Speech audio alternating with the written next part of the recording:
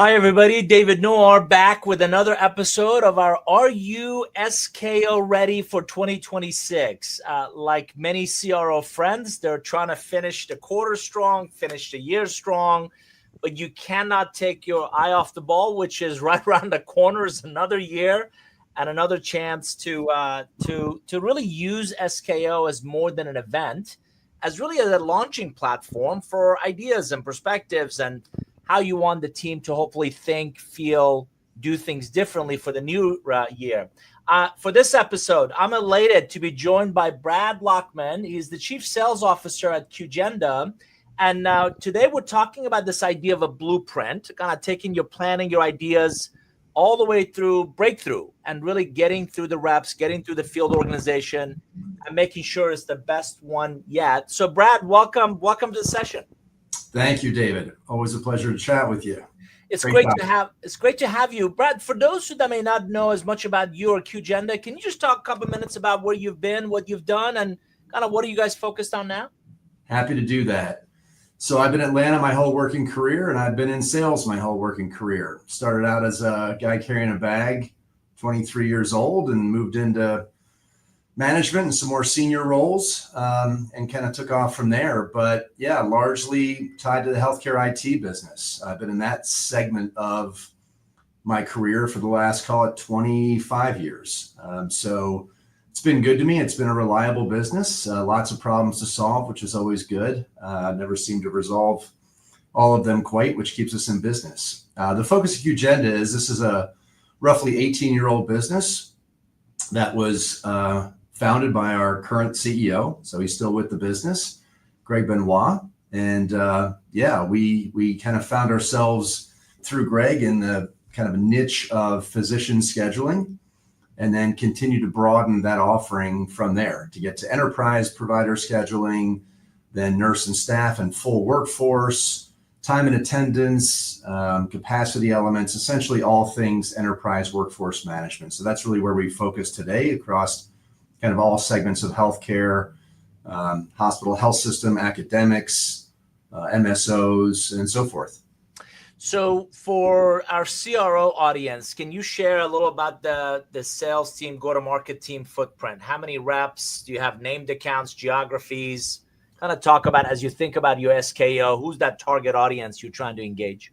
Yeah, all great questions. So we have determined that there's about 480 buying entities in healthcare that are worth some form of ownership here. So we then constructed a sales team that consists of approximately 35 of those account owners. And so their focus is whether they've got 15 accounts or 32 accounts, depends on the segment and kind of total addressable market and all those elements. But each of them are really tasked with understanding the overall profile and structure and needs, business initiatives within those owned accounts. Furthermore, about 2 years ago, we're a company that's had several acquisitions. I think, 6 now in my time, 8 years here at QGenda, not quite 8 years. We acquired 2 technologies that really expanded our offering and our portfolio. And they were unique enough in nature that we wanted to layer onto those account owners with what we call an overlay team. And these are essentially subject matter experts. All they do is focus on those things being for us, credentialing and nurse and staff scheduling. So that's another element to the sales team. The last element is more of a mid-market focus. This is a company that actually was kind of born and raised in mid-market. We didn't start to turn our focus to those owned accounts and more of an enterprise approach until about the time I joined the organization. But mid-market is still a foundational, critical bedrock for us. So we've got a team of 7 led by one of our VPs, and those are not owned accounts. It's really more handling the smaller side of the market in terms of, again, smaller HHS and, physician practices and things of that nature. So when we agreed to do this, I came up with this thought of blueprint to breakthrough. What comes to mind when you think of this for your own SKO as you plan or think through your SKO? Yeah, well, I mean, I think it's apropos. Excuse me. I think these events, I know these events take a massive amount of planning. So the blueprint stage is critical. and time consuming. And for us, it starts very early in the year. I think we feel behind the eight ball if we haven't started by, call it September 1, in true kind of roll up the sleeves planning. And the breakthrough to me is making all of that planning and all of the coordination and the committee that you built and all the input you've gotten and all the moving pieces and parts, and really kind of break through the actual execution of the event and making an impact on your sales team that's meaningful for the rest of that fiscal year. Love that. So talk about why is an effective SKO more than just a great event? Obviously, love getting the sales team together with product and the rest of the go-to-market kind of organization. What makes it mission critical for the sales organization today? Yeah, I mean, I think there's layers to that. First of all, it's the things you mentioned, because that's critical. We live in a very virtual world now in the business world, and we've got a lot of remote employees. So, of course, foundationally, the act of just getting in a single room or rooms and bonding and collaborating and all those things are really critical. Just the team building and all of that. But well beyond that, to me, it's, excuse me, you have an opportunity to really set the stage, culturally speaking, for that entire fiscal year. It's an opportunity to really well articulate to a sales team, what are we trying to accomplish as an organization this year? What are the obstacles that we see or challenges in the marketplace this year? What do we anticipate or expect external to our business? And really, what's, again, the focus internally to our business? It's an opportunity to provide them critical exposure to a lot of business owners and those who, again, represent a leadership team, ELT and otherwise, who make decisions and, kind of have critical support functions that allow the sales organization to do its job and each AE to do their job. So, I think it's all of those things. And really, kind of last but not least, ensuring that each individual in that room and in that event feel like their marching orders and what they're in the company to accomplish ties to something bigger. Like what does that mean? What am I doing to contribute to where the organization wants to go? Mission, vision, truly up to that level, and strategic initiatives for the business for that fiscal year. Are there you mentioned some great nuggets in that recipe. Are there some non-negotiable elements? Non-negotiables. I don't know that I've thought of it that way, but yeah, I mean, I think there's some critical elements. For example, I mentioned a committee, right? And it is committee based as far as the formulation of these events and what it's going to take to pull off a successful SKO. But the non-negotiables are more, as a leadership team, what are the things that we simply can't compromise on or can't bend on as far as how we're going to spend our time, messaging, all of that. When I say committee based, I think it's important to spell that out. Like there's really not a department within our organization that I can think of that's not represented in some form or fashion as we construct these events. It really is product strategy, marketing. I could keep going, operations, obviously. But again, I think there's just a handful of things, to the point of your question, that we as a sales leadership team or as an ELT know are just going to be critical to establish to make our reps successful that year.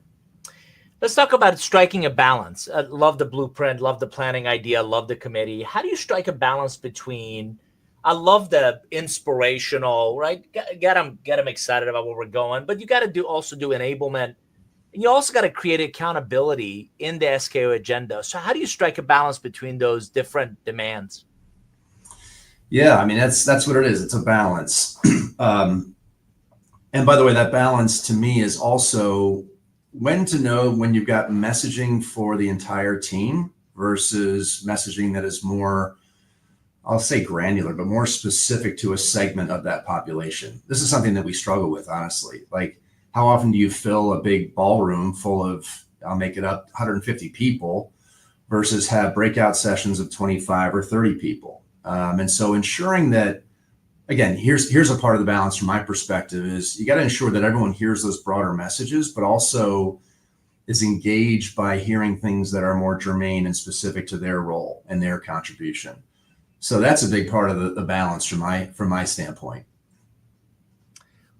is there let me build on that. Is there a one thing or maybe more that you can think of that's your CRO or chief sales officer colleagues often overlook in their SKO planning that makes or breaks the downstream impact? Is there something that you've thought, maybe, I don't know about you, after the fact, we should have done that, or we could have done that, or we got to do a better job of that? What's that one thing that we often overlook?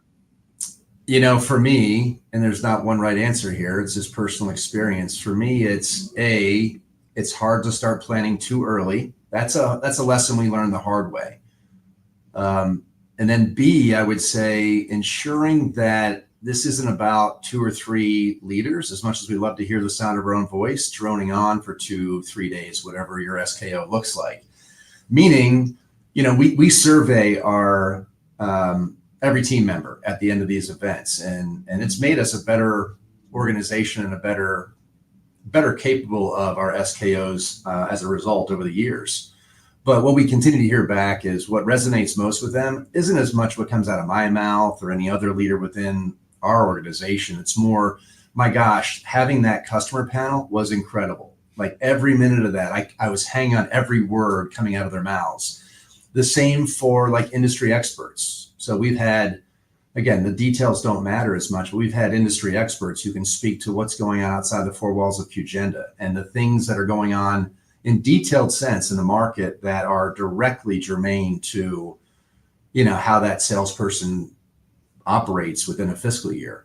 So I would say that realization that you need to fill a lot of time with actual insights that come from people that they don't hear from every day is a big part of what makes this, I won't even say entertaining, but provides them true value and keeps them really riveted on what's going on within that SKO. One of the things that I've coached other sales leaders, revenue leaders, is so many try to, Brad, shove a 20-pound bag in a 5-pound box. I mean, you start and the agenda's got 175 items on it. I'm like, okay, we're only together for like 2-3 days. Yeah. If they're drinking from the fire hose the entire time, they're not going to retain any of it. So I think the overlooked part are those really phenomenal one-on-one discussions in the hallways, in the smaller breakouts, in the social events where, think about the Minnesota rep never gets a chance to talk to the Florida rep, and the California guys don't get a chance to talk to a lot of times New York guys about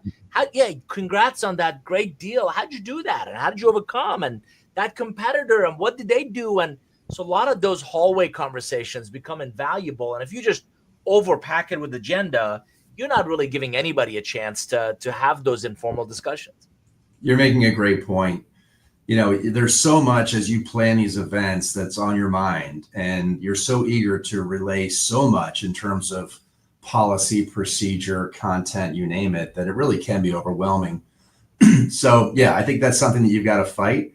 And I think it's okay to say, here's a topic. I'm not going to get into the granularity of it. We'll be meeting in the coming weeks and months to go further into this, but just kind of setting the stage and staying as high level as possible to kind of be effective and continue to keep them really engaged. For our audience, if you're just joining us, you're listening to Brad Lochman, is the Chief Sales Officer at QGenda, and we're talking about our You SKO 2026 ready, specifically this notion of a blueprint to breakthrough. So the planning all the way through a fantastic execution of it. Brad, talk about how do you carry the energy? I don't know about you, but I'm like, after content, I'm just like drained, right? How do you carry that energy and clarity from the SKO into the field so it shows up in those, QBRs and that field execution, not just morale of, hey, I'm going back all rah, ready to go through a wall, but did I learn anything? And can I go be better in my job, when it really matters? Yeah, both great questions. So for me, the energy, critical to keeping the energy level high at the event itself, is part of what we already touched on, which is having a multitude of speakers, various angles of engagement, so to speak. I've got a phenomenal marketing team who is really good about just kind of sights and sounds and graphics We play music in the background, whatever it takes to just creatively keep the engagement high and the energy high. So those are all elements that I think are really important as far as, again, our energy stays high, and therefore the kind of the audience's energy stays high. But just as important is, this can't be a one and done kind of thing for the fiscal year, right? This is just like sales training. You can have a day-long sales training, but if you leave that in your rearview mirror and don't continue to kind of ingrain that in your kind of daily and weekly processes and culture, it's simply not going to go anywhere. It's the same thing with SKO. So as we determine what the critical themes are to share and roll out at SKO, really it's incumbent upon us as a leadership team to drive that in on again, weekly or monthly basis. So we do a lot of those things, and we reference what was shared at SKO and discussed at SKO, and we go into further detail and we evolve that messaging, but we continue to kind of use that as our North Star and our barometer, because again, I think of it as almost an agenda or an outline for the year that you've laid out at SKO, and then it's about writing the story from there. I love it. So build on that. What downstream value have you seen a well-executed SKO create? Obviously, beyond just a quota attainment, that's obviously the big goal, is we got to hit our number. What else have you seen come from, hey, we did a great job with the blueprint, with the planning of this thing. Look at the results of it throughout the year. Yeah. The first thing that comes to mind for me is, I think inherently a self-inflicted obstacle that sales leaders can create is a lack of clarity on roles and responsibilities, particularly if you're kind of a matrix sales organization as we are, where I've got multiple members of my team engaging in a given account in different ways with different constituents and selling different products often. And so I think it can be really overwhelming if that's not all articulated incredibly clearly. So again, part of our evolution a couple of years ago was adding that overlay team. Well, we had to really make it crystal clear what the expectations were of that overlay team, and then of our account owners, and how their lives would change, and where you're supposed to lean on those people and where you're not. And so that was a great example of, here's the agenda, right? i.e., here's the high-level rules of engagement and kind of responsible, accountable, consultant-informed kind of racy stuff, if you know what racy is. But then it was about, again, reinforcing that and getting into far more granular detail and repetition for a period of at least 6 months in that first year. So I think that's a great example of how SKO set the stage for that, which was a large change for a given member of our sales team, to making that fully operational and really efficient. Again, I've talked to a number of CROs, and I often talk about, if you think of that personal and professional growth as a journey, the quota attainment is an end result of, how did we really nurture them? How did we love on them? How did we support them? How did we really get them thinking of, leading differently? And if you think about growth, it's going to come from one of three ways. Either an acquisition of a new skill. I learned how to do something, right? I'm a little more disciplined in my medic or medpic approach.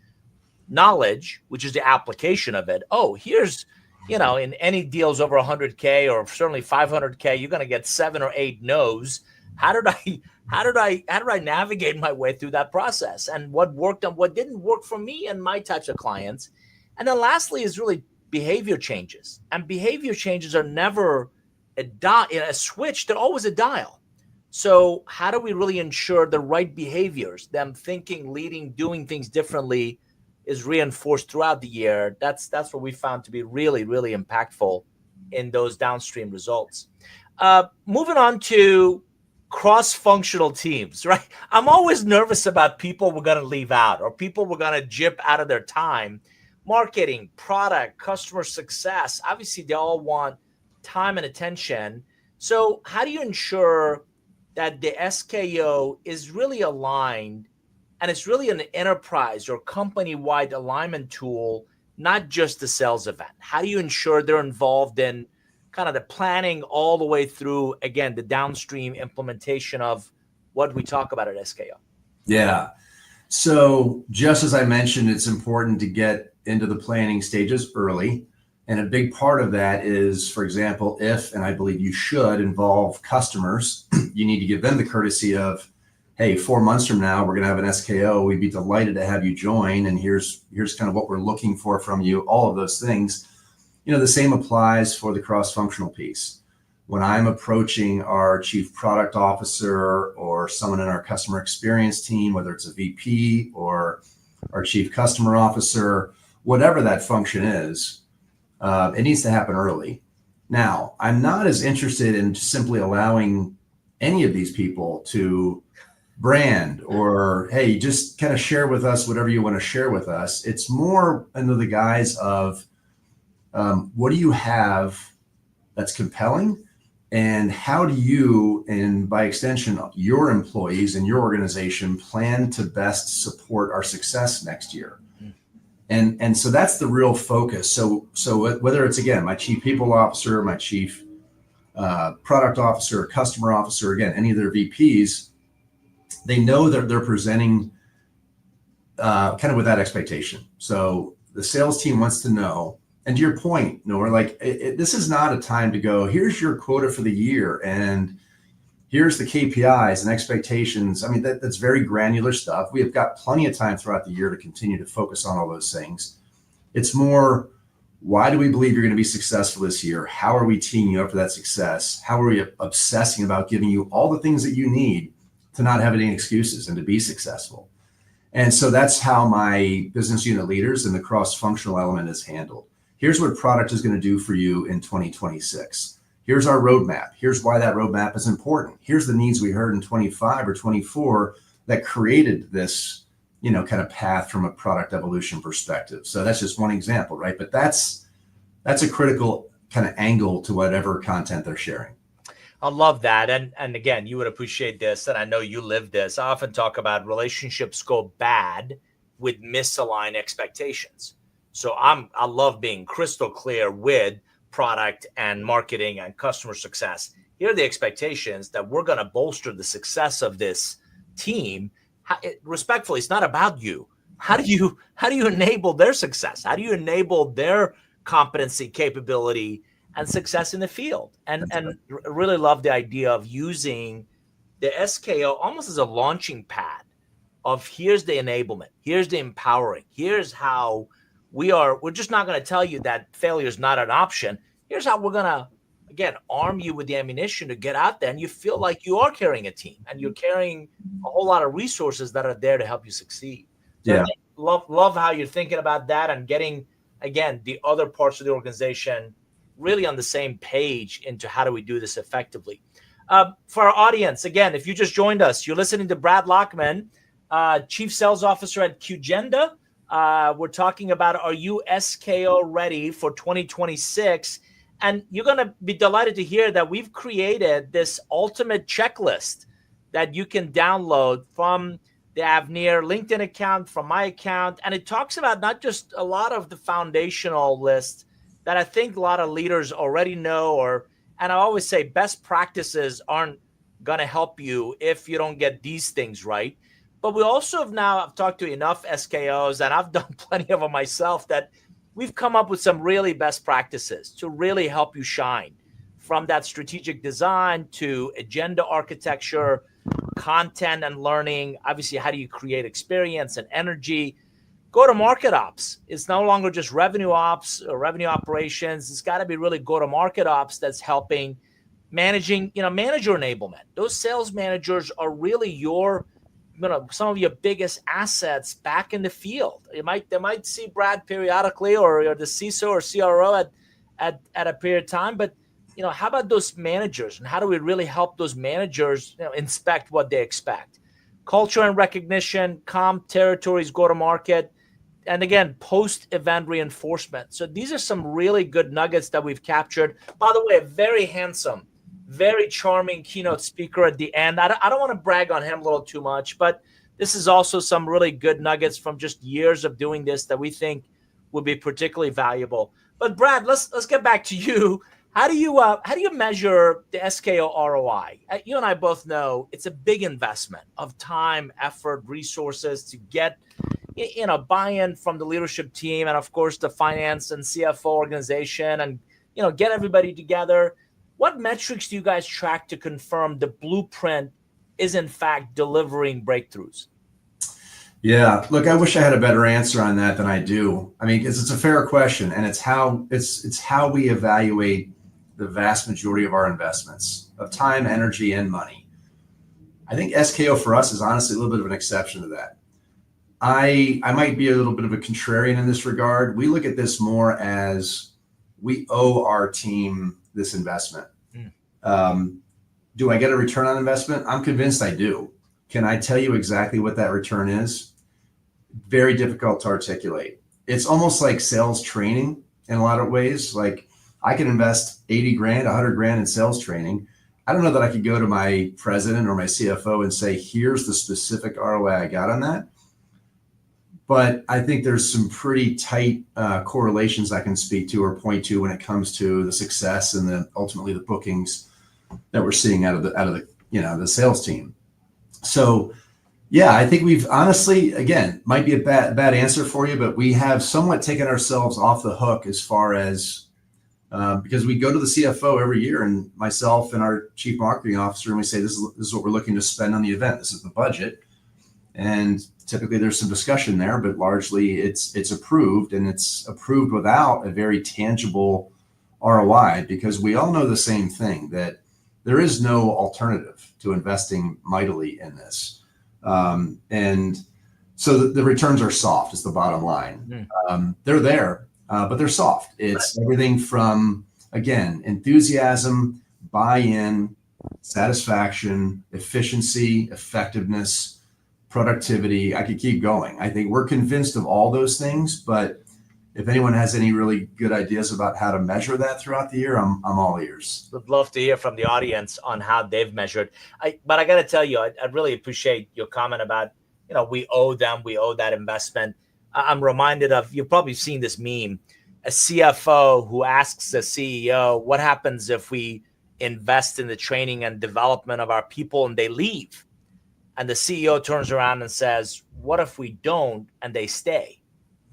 That's great. Yeah. Right. And it's a classic case of if you truly are trying to build a world-class sales organization, their capabilities, their competencies, their enablement, their empowering, all the things that we really wrap into an SKO becomes invaluable, becomes really an enabler of their success, hopefully at your place, but while they're with you. And how do we maximize the impact that they create for our customers, for each other as colleagues? I think that goes a long way.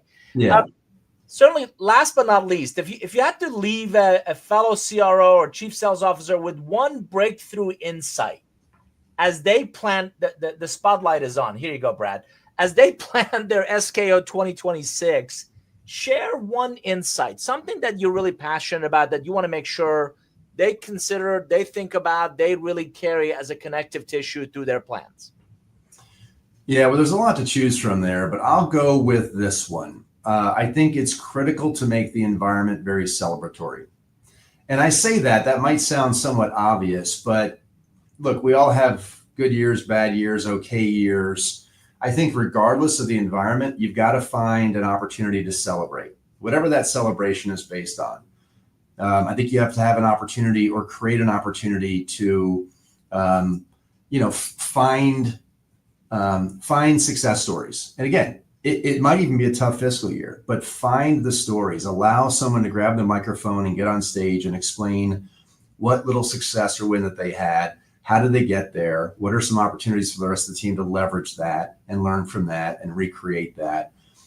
So for us, that takes a lot of forms, and the forms matter less. We could go into those details, but it's everything from literally having an awards ceremony to having the opportunity for a half hour, 45 minutes for 3 AEs to go up there and do a little panel on best practices selling and examples of wins that they've amassed along the way, whatever the case may be. To me, that's critical to setting the energy and the tone for that next fiscal year. Yeah, I'm a huge believer of, it's so easy for all of us to critique. It's and it's a classic case of you want to become the best version of you. By the same token, if you don't, to build on your comment, if you don't create the environment to also celebrate those successes, those wins, regardless of how small they may be, you're going to lose momentum. You're going to lose the wind in the sail of the team to continue to go through walls to get things done. Yep. And I love that. I love the other thing that you and I have seen is obviously that the sales professionals we have on our team are motivated by the financial and the economic outcome of their roles. And there are a lot of thankless jobs in every company that just don't get the recognition. The behind the scenes SCs or the, customer success folks that, their best days when nothing goes wrong. Right. And so I'm a big believer of also getting them on stage and just, with a heartfelt gratitude. And, even when the budget's been tight, I've personally, bought people gift cards or some small token of our appreciation. Or, hey, who doesn't like swag? Who doesn't like really nice things that you can just thank them for coming. So thank you. Thanks for the time. Thanks for the insights. Again, for our audience, if you missed this session, you missed a good one.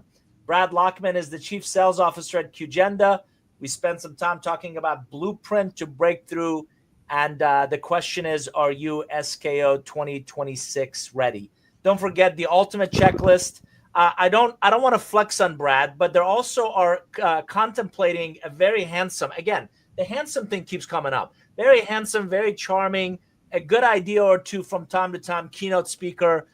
And if that person's not available, I've offered to jump in. I've offered to pinch hit, help them along. But Brad, thank you. Thanks for the time. Thanks for the insight. Appreciate you being here. I always enjoy speaking with you. For our audience, thanks for joining us. We look forward to seeing you the next session of our You SKO 2026 Ready. Thanks, everybody. We'll see you next